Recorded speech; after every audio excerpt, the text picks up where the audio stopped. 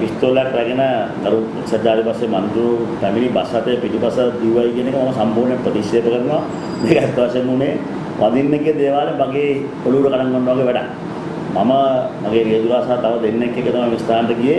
අද පොත්පත්වල ඡායාරූපේ තියෙන මට අවුරුදු 20ක් පිළිබඳ ආරාධනා කරන්න ආපු මගේ හිතවතෙක්. සරමෙන් මගේ පස්සෙන් එයා.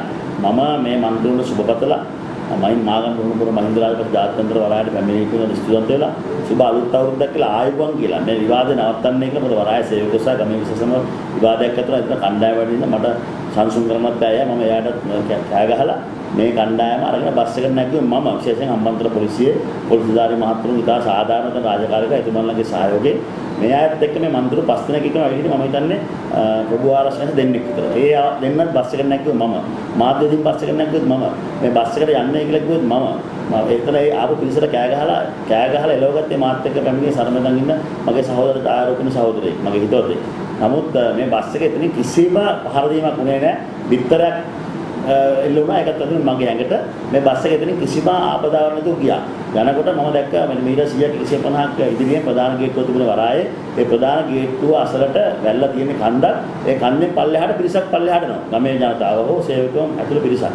ඒ අය ප්‍රහාරයක් එල්ල කරා කියලා මේ බස් එකට මම යන්න කියලා මම පයින් දුවගෙන ගියා.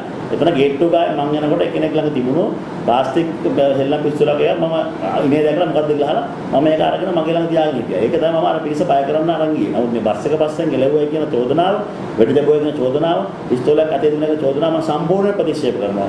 මේ මන්ත්‍රීවරු මිත්‍රකම් පැත්තකින් කියලා එයා බේරගත්තේ මම මේකට මැදිහත් වෙලා මම මැදිහත් වෙන්න විශාල ප්‍රශ්නයක් වෙනවා. මොකද ගමේ ජනතාව ප්‍රකෝප වෙලා හිටියේ, සේවක ප්‍රකෝප වෙලා හිටියේ. මේ අය විරුද්ධව දැන් අද කරන්නත් ඒක නේ කියලා මා සංදර්ශනයක් තිබ්බ දේශපාලන වාසි ලබා ගන්න. නමුත් මෙතන උනේ වෙන දෙයක්. මම පැහැදිලිවම කියනවා මාධ්‍ය පිටා සාධාරණව මේක පෙන්눔 කරා, දෙපැත්තම පෙන්눔 කරා. විශේෂයෙන් හම්බන්තොට පොලිසියම ස්තුතිවන්ත වෙනවා. සියලු මාධ්‍ය වලට විශේෂයෙන්ම ස්තුතිවන්ත වෙනවා. මේ මාධ්‍ය වලට මම කියනවා මේක මුලින් ඉඳලා පෙන්නන්න. මේ බස් එකේ මම දැන් ස්වර්ණවාහිනිය දැක්ක ඊයේ රාත්‍රියේ 8 රූපවාහිනිය මේ ප්‍රවෘත්ති වලට ස්වර්ණවාහිනිය බස් එකේ දොර වැහුවම. නමුත් වෙන කෙනෙක් මේ බස් එකේ දොර වහනවා. මේ බස් එකේ වීදුරුව කැඩලා තියෙනවා. මම මෙතනින් මේ බස් එක ආරක්ෂාවට පිටක් කරා. මේ බස් එකේ කිසිම වීදුරුවක් කැඩලා තිබුණේ නැහැ. ඒක මම පැහැදිලිව කියනවා. සම්පූර්ණයෙන් මම විධිමත් පරීක්ෂණයක් කරන විශේෂයෙන් පොලිසියට මම ඉල්ලීමක් කරනවා විධිමත් පරීක්ෂණයක් කරන මේ ඡායාරූප සහ වීඩියෝ වාර්තා අරගෙන බලන්න මේ බස් එක මේ වරායෙන් පිට වෙනකොට කිසිම තුවාලයක් මේ බස් එකට තිබුණේ නැහැ. මම පැහැදිලිව කියනවා. තරයේ ප්‍රතික්ෂේප කරන පහර දීමක් වුණා කියනවා.